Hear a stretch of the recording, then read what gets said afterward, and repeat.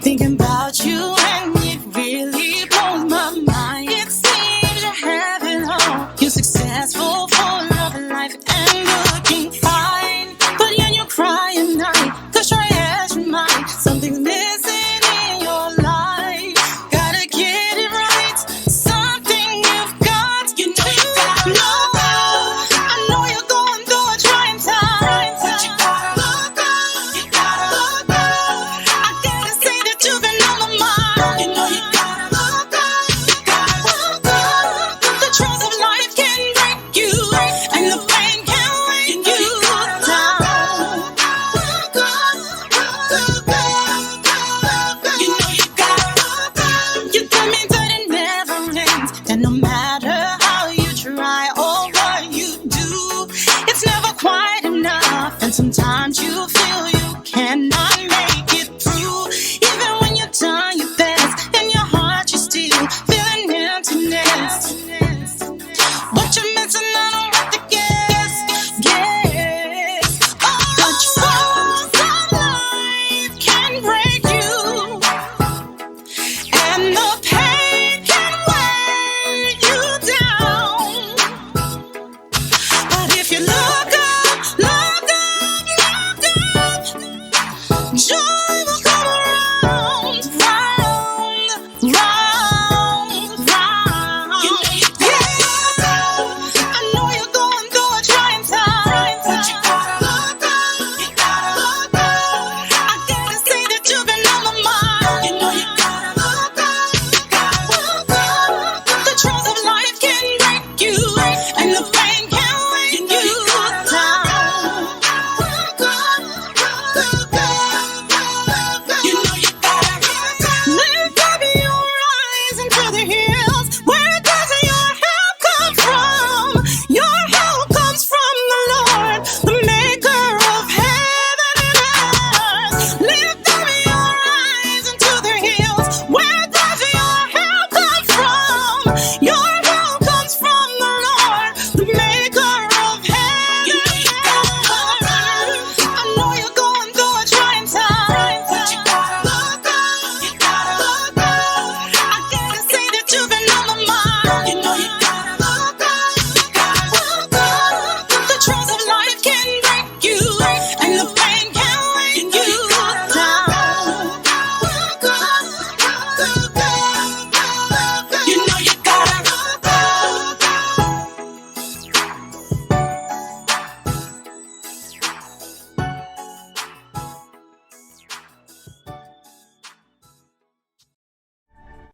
Good evening, ladies and gentlemen. Welcome to another episode of the Paul Brown Show. We're shooting live from 2 Expose You Studio. We have Mr. Daryl Goodman, he's the founder. Mr. Ray Harvey, he's chief engineer. And Miss Shantae, what's that? I hope I'm saying your name right, young lady. She's also with the group.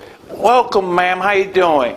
And today we're going to be I'll be talking a little bit about, I know we had a death of Mr. DMX or Mr. Earl Simmons, as a lot of his name is now known, but we're going to be talking about addiction and exactly that lifestyle.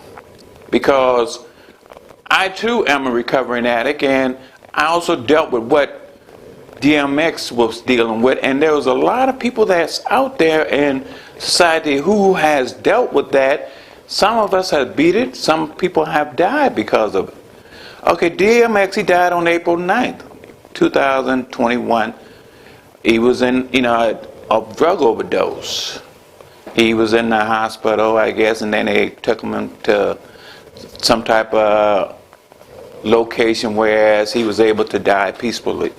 But because of that drug overdose, he just can beat that demon of drug addiction. They said that he started using drugs when he was at the age about 14 or something like that. Somebody gave him that drug. Now, I know a lot of people say, well, at age 14, he should have probably went to treatment or something. I mean, there's just certain things that we try to get over, but there's some drugs that you just fight and fight, you just can't do it. I mean, there's a lot of people, they don't want to use those drugs. They don't want to be an addict. They don't want to be stuck in doing things, living in a lifestyle of getting high on a regular basis or letting drugs control their life. That's not how they want to live. They want to live a normal life like other people. But for some reason, there's something about those drugs that cause them to have to use, because them drugs takes them to forget about some of the things that's going on in their lives. I use drugs because it allowed me to get away from reality. And I'm assuming that that drug would solve the problem, but in reality it never did. All it did is made me forget temporarily about that problem, but once that drug wore down, that problem's still there. I probably just made it bigger by using drugs that whole time. Whether it's financial, whether it's in relationship or whatever, we tend to just try to use drugs just to get away from that, whatever we're dealing with, whatever we're struggling with. DMX made a statement, just because you stop getting high doesn't mean that you don't have a problem. And that's so true, because as an addict, I will always understand that I will always be an addict until the day I die, because I'm one step away from going back to using drugs again. So I got to live a lifestyle of whatever I should happen to go through. I got to remember that I don't have to use in order to solve that problem. You don't have to use. We got millions of people that are out there in addiction that they go to treatment and they become clean and they live their lifestyle, and then they go back out because they think that just because they got a couple of clean time that they are okay, they are right. But no, because once you use that drug again, you might be clean for 10, 20 years. Once you use that drug again, it's going to be like you started from where you started from 20 years ago, and it's going to get even worse.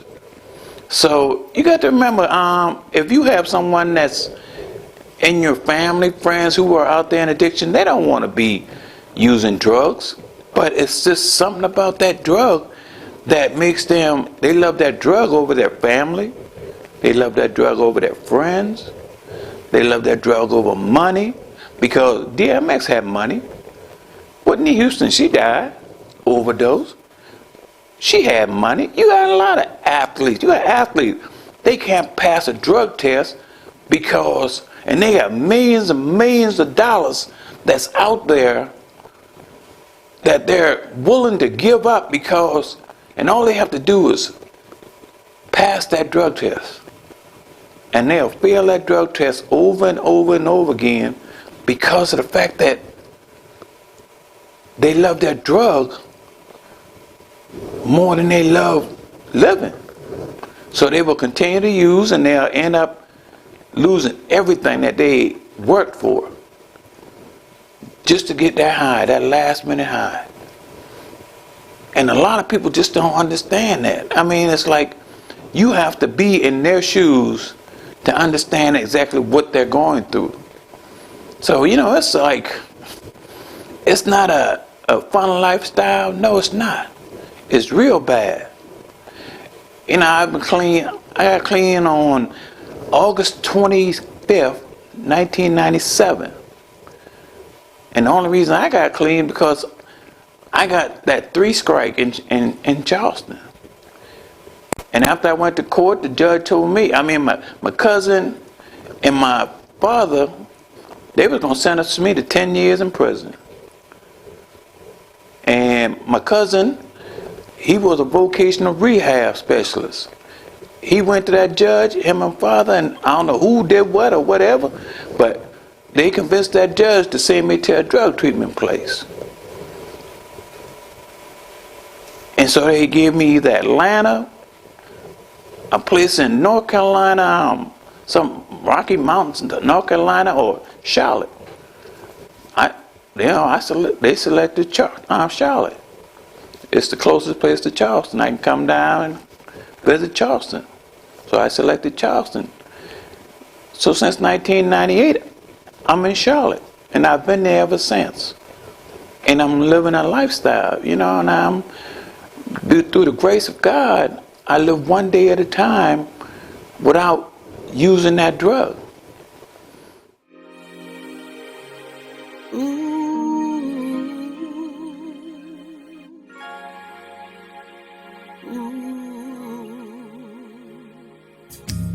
No separation between spirit life and real life. No disconnection between knowing right and doing right. No more confusion. I know just who I am and why I'm called. New dedication. I'm following that still small voice, no condemnation. For finally, I've made that choice. All my attention goes into making Jesus my all and all. People say that I'm different, and I know just what they mean. La la la la la. It all began with surrender when He showed me how to believe, and now I'm living this Christ life with no days off, and I'm going all in for life in Him with no days off. And in every occasion, just let my mind be stayed on Thee. Every relation be touched by who You are to me, no limitation. Father, let Your Spirit move as You desire in me. Never defeated, for passion burns inside of me. I know I'm free, yes, to chase after life abundantly. Each day I'm breathing, moving forward, forward. It's my destiny.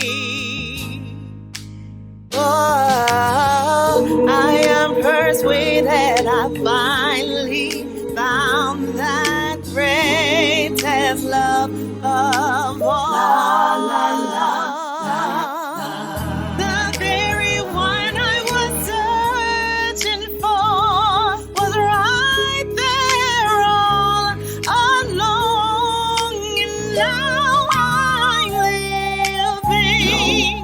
This Christ life with no days off, and and I'm going all in for life and health with no days off.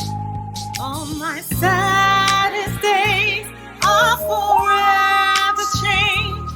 Days I ran on emptiness. Now I arise and say I'm blessed, for He's calling me to exchange, trade the mediocre for miracles. He inspires me to give it all and live each day in the Christ life, every moment in the Christ life. I'm living through dying and having the time of my life, and I wanna go all the way, all the way, all the way. No days off, no days off, no days off. I'm living the Christ life. No days off,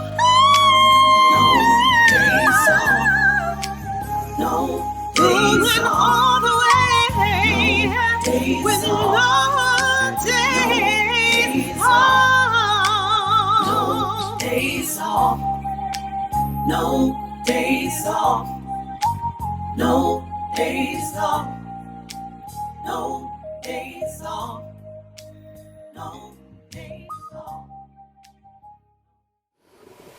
And you know, I travel to Charleston to see my family because, you know, I love them, and I'm trying to show them that, you know, today I'm not using. Every time they see me come down here, I think they can remember when I was out there using. And every time they see me come down, they know, okay, he all right, just for the day. Just for the day. You know, he's trying to better himself. He's trying to do whatever it takes to try to do, because he gave up a lot of things in order to, because of that drugs. See, y'all don't understand. You give up a lot of stuff when you start using that drug. You give up material things. They don't mean nothing to you. All you want to do is get high. You sell stuff. You rob a person. You rob your own family member. Just to get that high, that money to get high. Just to get something to sell to the drug person, just to get high. I know a lot of people don't realize or understand that that's reality, but for an addict, that's reality. You know, and it's scary too, because the fact that you can, you know, you kill your own relative, you kill your own child. If they didn't give you the money that you wanted so that you can get your drug. And you got some people that do that. You got some addicts out there who go to that point to automatically kill a family member or kill a friend or kill a neighbor just to get that money to get that next high.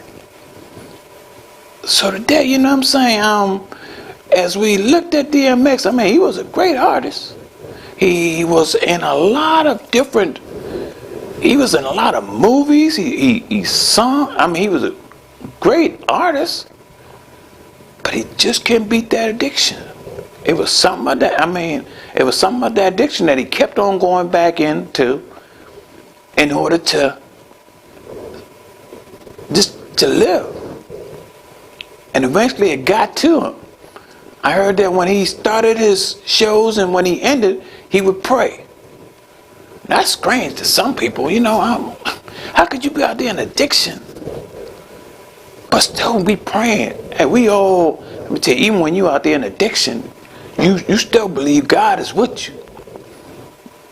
Because I went a lot of places, and I went places that I know I'm supposed to be dead today, because I went in some neighborhoods in different cities that to get that drug that I know if it wasn't for God on my side, I know somebody had me in their sights to want to kill me and rob me just to take my money, just to take my money, because they know I had money. But because of God, he got me out of that neighborhood just in time so that I can make it through. So I always prayed to God that, just to help me make it through just that one day. Just one day. Just give me one more day. And he kept on giving me that chance, one more day. He gave DMX. I'm going to give you the opportunity to get clean, but it's up to you. It's up to anybody who's out there getting high. It's up to you to make that decision that you want to stay clean. I can't make that decision for you. Your family member can't make that decision for you. Your friends can't make that decision. You got to make that decision. So no matter how much time you go to treatment, if you ain't made that decision in your mind that you want to stay clean and you want to live that lifestyle, you're going to always go back out there and get high. And that's reality.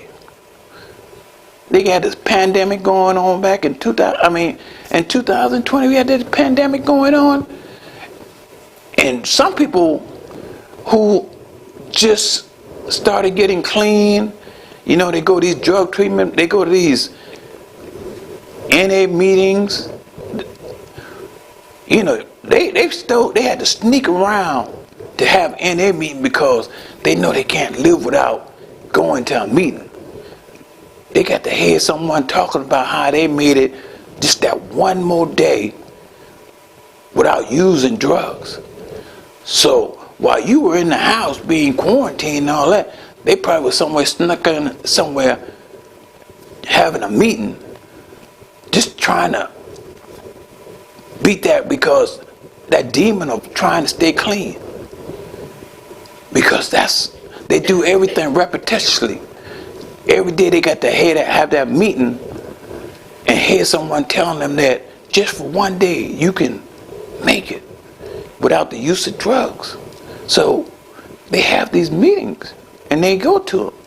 And you got some people with 20, 30 years clean time. They still go to these meetings because they got to hear someone tell them that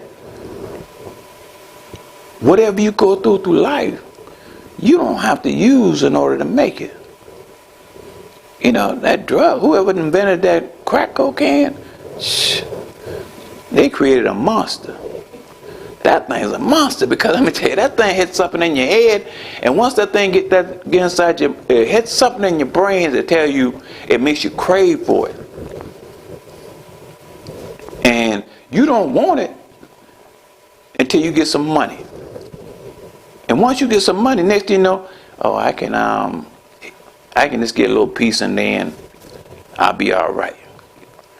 Then that little piece turns into, okay, once you done smoke that, then it's like, okay, I might well go ahead back and get some more. So really the drug man, he just standing there waiting. He just sitting in the house waiting. Because he know you're coming back. If he got some good stuff, he know you're coming back. It's just a matter of time. And then you come back for some more. And then you trying to penny pinch. Okay, I'm going to get 20 more. I'm going to get 20 more. 20 more. And then he said, you might well go ahead and get a bigger, larger amount so you don't have to do that. You don't have to come back here every hour. Just go ahead and get your bigger quantity and thing. But no, I don't need it. I ain't trying to spend that money. But in reality, you end up spending that money anyway. So, it's like, it's a, that drug, man, I mean, you give up your soul in order just to get high. I used to let a drug dealer borrow my car. He'd give me some drugs. I let him borrow my car, and I don't even know whether he's coming back with the car or not. Well, I'm just sitting there praying that he coming back with my car. I know it sounds funny now, but it's like, please come back with my car. I done smoked the drug you gave me. I done smoked it now. You got my car riding around. And luckily for God, he came back. He kept on coming back. But I was willing to do them type things those days just to get some drugs, just to live. You know,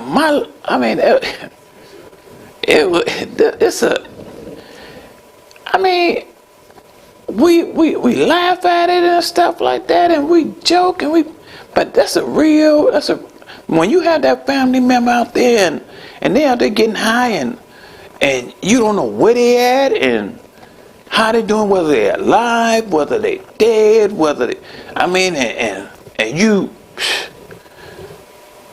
that's a real bad feeling. You just don't know where they at. That's a real hard thing. You want them to get clean. Come on, get clean, man. Just try to,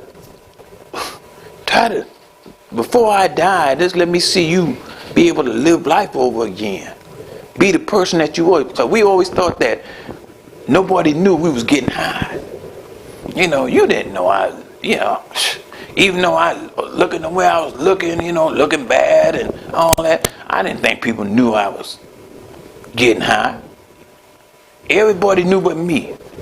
They knew I was getting high. But I'm trying to convince them I wasn't. No, I ain't getting high. I ain't doing nothing. They knew it. They knew I was doing something different. Because I was looking different. I wasn't the same person I was that they knew who I was. They know that. And we try to convince people that we're not. So people who are out there in addiction, people can tell you getting high. They know you doing what you're doing. So you got to learn how to enjoy life. We got to understand that people that's out there in addiction, that they want to get clean and they want to go to treatment and they hate hurting their family member, and it's not really them that's out there doing it, but it's just something about that drug, and there's something about that drug that makes me keep on coming back. That I'm bigger than that drug. I'm able to use that drug without being addicted to it. But that drug will make you do some things you really can't understand that it will make you do. So you got to understand, you got to stop using. And for all those that's died, and those that still using, all you can do is tell your family member, I love you. I hope you want to get your life together. But if you don't, you got to make that decision. Because I can't keep you clean. You got to keep you clean. And that's the crazy thing about this thing, and through all the things that we going through life, we got killings going on, we got financial things people trying to deal with and all the, and we're just trying to just make it through this thing called life. Now you got to add that drug on to the whole problem. So, I'm coming to the end of my show. I just wanted to let y'all know that